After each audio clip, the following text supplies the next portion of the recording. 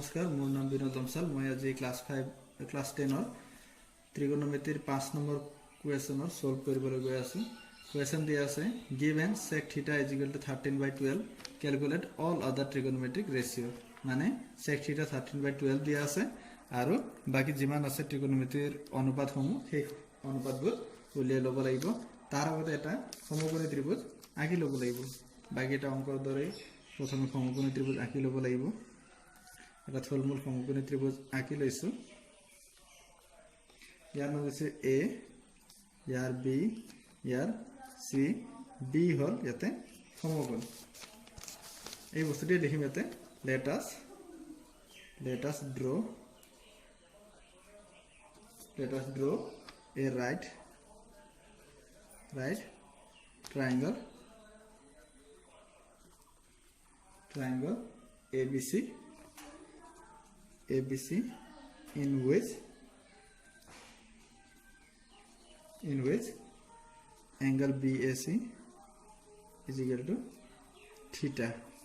BAC is equal to theta माने जिकुनो एटा समकोणी त्रिभुज आका हल जत BAC angle BAC is equal to theta হয়। এতিয়া given কি দিয়া আছে sec theta is equal to 13/12। এতে সেকৰ ফৰ্মুলা কি আছে cosৰ যেহেতু b by h আছিল ভূমি বাই কৰ্ণ এতিয়া সেকৰ হ'ব তাৰ বিপৰীত কৰ্ণ বাই ভূমি মানে h by b লিখিলো h by b is equal to 13/12। ইয়াতে h কি আছে h hall AC b hall AB is equal to 13/12 is equal to k বুলি ধৰিলো। এতিয়া ইয়াৰ পৰা আমি কি পাম therefore AC is equal to 13k আৰু AB is equal to 12k এখিনি পালো। এতিয়া পাইথাগোৰাছৰ থিওৰেমৰ পৰা এতিয়া আমি লিখিব পাৰিম AC ৰ জায়গাত 13k আৰু AB ৰ জায়গাত 12k। এতিয়া BC যেহেতু নাই BC উলিয়াই লব লাগিব আৰু সেই BC আমি কোৰ পৰা পাম পাইথাগোৰাছ থিওৰেমৰ পৰা পাম। এতিয়া বাই ইউজিং পাইথাগোৰাছ থিওৰেম লিখি লব মই লিখা নাই গোটেইখিনি। পাইথাগোৰাছ থিওৰেম পাইথাগোৰাছৰ সূত্ৰ মতে কি আছিল কৰ্ণ square is equal to hypotenuse square is equal to হাইপোটেনাছৰ AC স্কয়াৰ হ'ব AB square plus BC square হ'ব এনেকৈ হ'ব। Hypotenuse square is equal to base square plus perpendicular square. AC ৰ ভ্যালু কিমান দি আছে 13k whole square is equal to AB আছে 12k whole square plus BC square. 13 ক স্কয়াৰ কৰিলে কি হ'ব 169k square is equal two এটো হ'ব 144 12 ক স্কয়াৰ কৰিলে k square plus BC square k square minus 144 k square is equal to BC square। 169 number 144 minus करले की होबो 25 k square is equal to BC square। এতিয়া BC square বর্গমূল होबो BC is equal to 25 k square বর্গমূল লাইলো 25 k square। therefore BC is equal to কি হবো 25 or square root হবো 5 আর k square হবো k 5k হল।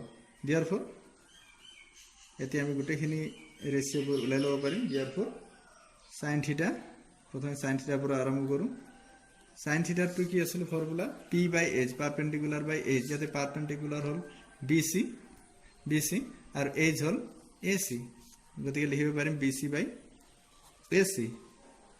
BC ৰ ভ্যালু কিমান BC ৰ ভ্যালু এই মাত্ৰ পাৰো 5k আৰু AC ৰ ভ্যালু কিমান 13k। সাইনৰ পিছত এবাৰ cosৰ লিখো cos θ cosৰ আছিল ফৰ্মুলা কি b by h b হল ইয়াতে AB আৰু h হল ইয়াতে AC AB by কি হ'ব AC। AB ৰ ভ্যালু কিমান আছে 12k আৰু AC ৰ ভ্যালু কিমান 13k।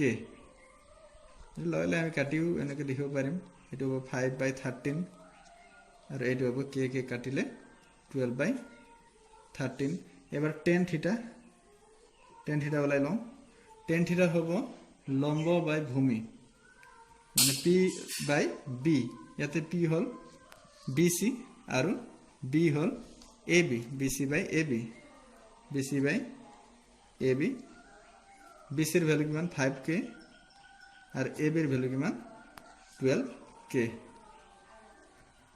কে কাটিলে কি হ'ব 5/12 এতে বাকিখিনি আমি ওলাই লব পাৰিম বাকিখিনি ইয়াৰ পৰা ওলাই লব পাৰিম যেনে সাইনৰ বিপৰীত কোসেকৰ হ'ব ইয়াৰ উল্টা হ'ব কোসেকৰ 5/13 হ'ব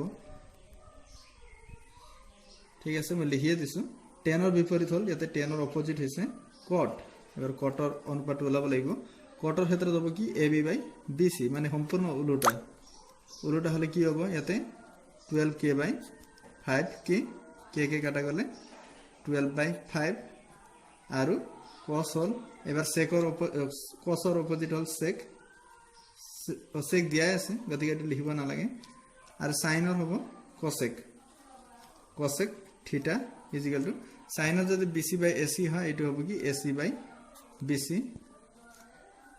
গতিকে ইয়াতে কি হ'ব ac এর ভ্যালু হল 13k আর bc এর ভ্যালু হল 5k কে কাটিলে কি থাকিব 13/5 1 2 3 4 5 এই গোটেখিনি এনেকে উলিয়াই লব পাৰি এইখিনি হ'ব ইয়াৰ সমাধান ধন্যবাদ কাটি